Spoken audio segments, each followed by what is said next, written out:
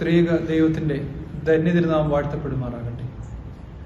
കർത്താവിൽ പ്രിയപ്പെട്ട ഏവരുമേ, നമ്മെ ദൈവസന്നിധിയോട് ഏറ്റവും അധികം ചേർക്കുന്ന അനുഗ്രഹീതമായ ഒരു നോമ്പുകാലം കൂടി അതിൻ്റെ പരിസമാപ്തിയിലേക്ക് അടുക്കുകയാണ്.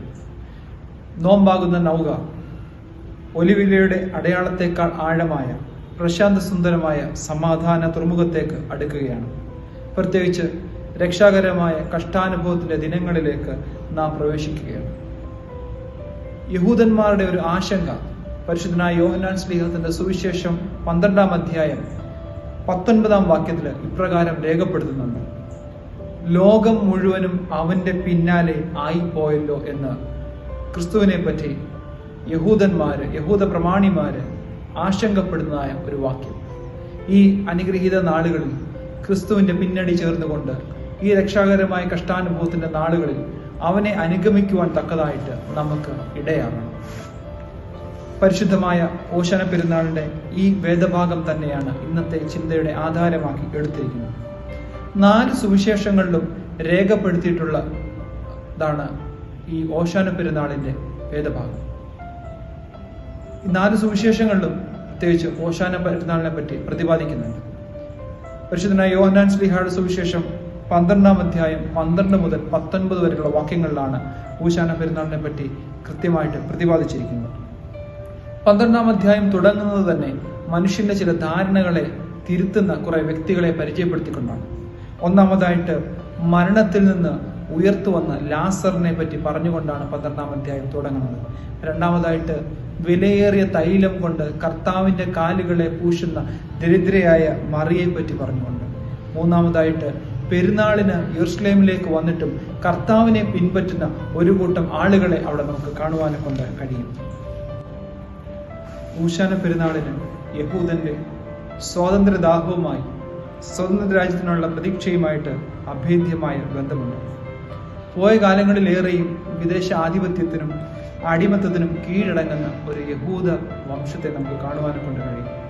മോശ മുതൽ മക്കാബിർ വരെ നേടുന്ന ഒരു ചരിത്രവും അതിനുണ്ട്.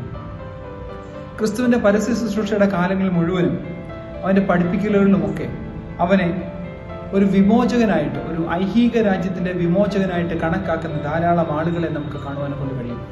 യെരുശലേമിലേക്കുള്ള അവന്റെ രാജകീയമായ പ്രവേശനത്തിൽ അവൻ ഓശാന പാടുന്നവർ പോലും അവനിൽ കാണുന്നത് പലപ്പോഴും ഐഹികമായ ഒരു രാജ്യത്തെ സ്ഥാപിച്ച് അതിന്റെ ഭരണ നേതൃത്വം ഏറ്റെടുക്കുന്ന ഒരു വിമോചന വിപ്ലവ നായകനെയാണ്.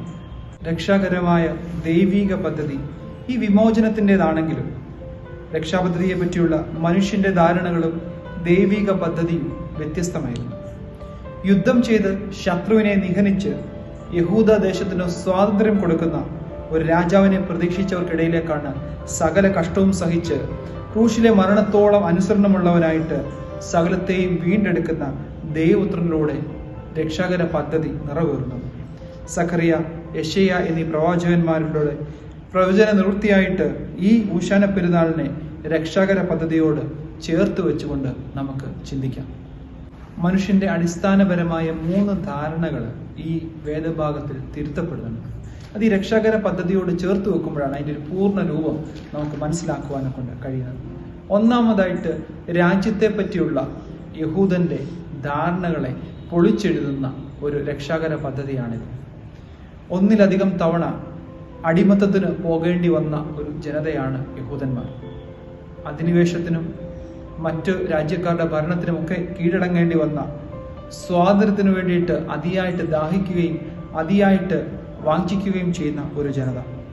വിശാലമായ അതിർത്തികളുള്ള ഒരു യഹൂദ രാജ്യം സ്ഥാപിക്കുന്ന, യഹൂദ മത നിയമങ്ങൾ നടപ്പിൽ വരുന്ന, യഹൂദന്മാർക്ക് പരമ അധികാരമുള്ള ഒരു ഐഹിക രാജ്യമാണ് അവരുടെ അവകാശവും സ്വപ്നവുമൊക്കെ. എന്നാൽ അവിടുത്തെ ഏറ്റവും വലിയ പ്രത്യേകത യഹൂദന്മാർക്ക് മാത്രം പൗരത്വമുള്ള ഒരു രാജ്യത്തെയാണ് അവർ ആഗ്രഹിക്കുന്നത്. എന്നാൽ ദൈവിക പദ്ധതി തികച്ചും വിഭിന്നമാണ്. മനുഷ്യർ ഐഹിക രാജ്യത്തിന്റെ അതിർത്തി മാത്രം കൊണ്ട് ഒതുങ്ങുമ്പോഴും എല്ലാ മനുഷ്യരെയും എല്ലാ സൃഷ്ടികളെയും ഉൾക്കൊള്ളുന്ന ദൈവരാജ്യത്തെ പറ്റിയാണ് രക്ഷാകര പദ്ധതി നടപ്പിലാകുന്നത്. വ്യത്യാസങ്ങളൊന്നുമില്ലാത്ത, സന്തുലിതാവസ്ഥയുള്ള, സകലരെയും ഉൾക്കൊള്ളുന്ന, രക്ഷയ്ക്ക് ആധാരമായ ദൈവരാജ്യത്തെ പറ്റിയാണ് ക്രിസ്തുവിന്റെ പഠിപ്പിക്കലുകൾ മുഴുവൻ. പ്രത്യേകിച്ച് മത്തായി ശ്ലീഹ എഴുതിയ സുവിശേഷം 4-ാം അധ്യായം 17-ാം വാക്യത്തില് ദൈവരാജ്യം നിങ്ങളെ സമീപിച്ചിരിക്കാൻ മാനസാന്തരപ്പെടുവീൻ എന്ന് പറയുന്നത് ആ ദൈവരാജ്യത്തെ പറ്റിയാണ്. ഐഹികമായ രാജ്യത്തെ സ്വപ്നം കണ്ടവർക്ക് മുൻപിലാണ് ക്രിസ്തു ഈ ദൈവരാജ്യത്തെ പറ്റി പഠിപ്പിക്കുന്നത്. അതിനപ്പുറത്തേക്ക് ഒന്നുകൂടെ കടന്നുകൊണ്ട് ക്രിസ്തു പറയുന്നുണ്ട്, ദൈവരാജ്യം നിങ്ങളുടെ ഇടയിൽ തന്നെ ഉണ്ട് എന്ന്. നമ്മുടെ ഇടയിലുള്ള മനോഹരമായ ആ ദൈവരാജ്യത്തെ കണ്ടെത്തുവാനും കൊണ്ട് നമുക്ക് കഴിയണം. ദൈവരാജ്യത്തിന് അതിർവരമ്പുകൾ ഇല്ലാത്തതാണ്, തുല്യതയും സമത്വവും ഉള്ളതാണ്. അതിൻ്റെ പൗരത്വം വിശ്വാസത്തിലും സഹിഷ്ണുതയിലൂടെയും ലഭിക്കുന്നതാണ്. വിജയം പ്രാപിച്ച ഒരു രാജാവിനെ സ്വീകരിക്കുന്നത് പോലെയാണ് ക്രിസ്തുവിനെ യെരൂശലേമിലേക്ക് സ്വീകരിച്ചാനയിക്കുന്നത്. നമ്മുടെ ഉള്ളിൽ നിന്നും ദൈവം തിരുത്തുന്ന രണ്ടാമത്തെ ധാരണ ഈ രാജാവിനെ പറ്റിയുള്ളത്.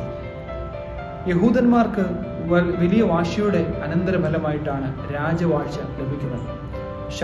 ശൗൽ മുതൽ ദാവീദിൽ തുടങ്ങി ശലോമോനിലെത്തി പിന്നെയും നീളുന്ന അനേക രാജാക്കന്മാരുടെ ചരിത്രം യഹൂദ മതചരിത്രത്തിന്റെ ഭാഗമായിട്ട് ഉണ്ട്.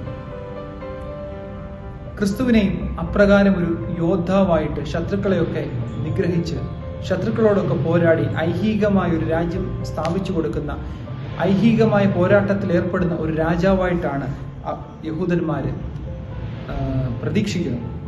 അവിടേക്കാണ് ശത്രുവിനെ പരാജയപ്പെടുത്തി ഭൗതിക വിജയം നേടുന്ന രാജാവിനേക്കാൾ മരണത്തോളം ഇറങ്ങിച്ചെന്നിട്ട് എല്ലാവരെയും നേടുന്ന, എല്ലാവർക്കുമായിട്ട് സ്വന്തം ജീവനെ ബലി കൊടുത്ത ഒരു രാജാവിനെ ദൈവം നമുക്ക് മുൻപാകെ കാണിച്ചു തരുന്നു.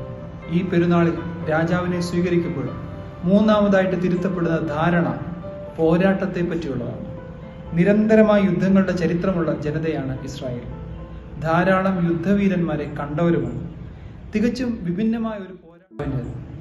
സ്വർഗരാജ്യത്തിനായുള്ള, ദൈവരാജ്യത്തിനായുള്ള പോരാട്ടത്തിൽ ബാഹ്യമായ ശത്രുക്കളെക്കാൾ ഉപരിയായിട്ട് ആന്തരികമായ ശത്രുവിനോടുള്ള പോരാട്ടമാണ്. പ്രാർത്ഥന കൊണ്ടല്ലാതെ ജയം വരിക്കുവാനെ കൊണ്ട് കഴിയാത്ത ഒരു പോരാട്ടം. രാജകീയമായി യെരൂശലേമേറുന്നവൻ പിന്നെ കടന്നു പോകുന്നത് ഈ പ്രാർത്ഥനയുടെ അനുഭവത്തിലേക്കാണ്. ഗത്സമനയിൽ രക്തം വിയർക്കുന്ന പ്രാർത്ഥനയുടെ അനുഭവത്തിലേക്കാണ് അവൻ നമ്മെ കൊണ്ടുപോകുന്നത്. പോരാട്ടം ഉള്ളത് ഇരുളിന്റെ ശക്തികളോടാകുമ്പോൾ, പോരാട്ടമുള്ളത് തിന്മയുടെ ഫലങ്ങളോടാകുമ്പോൾ പ്രാർത്ഥനയും ഉപവാസവും അല്ലാതെ മറ്റൊരായുധമില്ല എന്ന് ദൈവപുത്രൻ നമ്മുടെ മുൻപാകെ പറഞ്ഞു വെക്കുകയാണ്.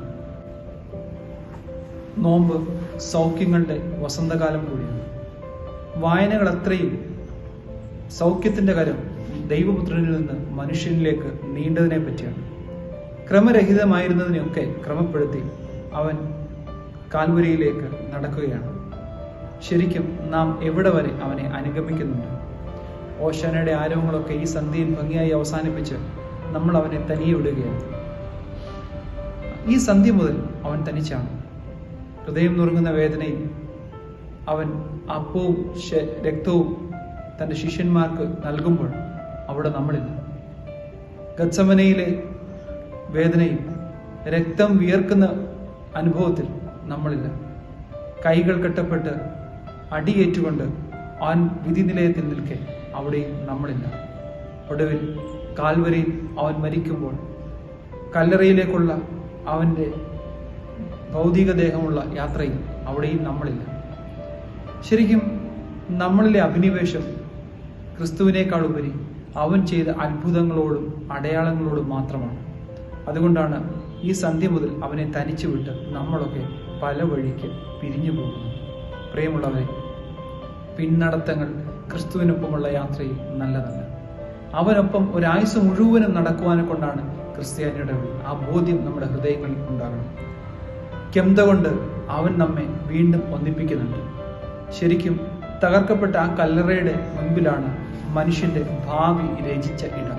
അവിടേക്ക് കടന്നു വരുവാൻ, അവിടേക്ക് ഓടിയെടുക്കുവാൻ, ഈ സന്തോഷത്തിന്റെ അനുഭവത്തിലേക്ക്, ഉയർപ്പിന്റെ അനുഭവത്തിലേക്ക് നടന്നെടുക്കുവാൻ നമുക്ക് കഴിയട്ടെ. ദൈവം തമ്പുരാൻ നമ്മെ ഏവരെയും അനുഗ്രഹിക്കട്ടെ.